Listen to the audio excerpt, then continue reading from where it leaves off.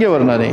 حضرت عمر رضی اللہ تعالیٰ عنہ کے زمانے میں ایک عورت بڑھیا کا اونٹ کسی نے پکڑ لیا، اس کو ذبح کر کے لوگوں نے کھا لیا، پکڑ لیا گئے، لائے گئے ان قریب کہ ان کو سزا دی جاتی۔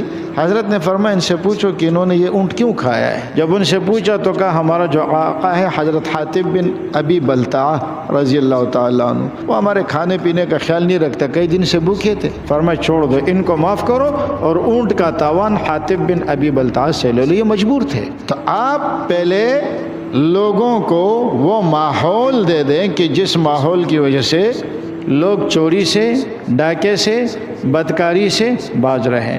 اگر آپ وہ ماحول نہیں دیں گے اور پھر اس کے بعد کوئی جرم کرتا ہے تو اس کے قصوروار پھر آپ کی حکومت ہے۔ آپ پیٹرول 500 روپے لیٹر کر دو اور بندے کے پاس روزگار نہیں ہے تو وہ مسجد کے باہر آ کے موٹر سائیکل سے پیٹرول نکالے گا نہیں نکالے گا؟ وہ آ کے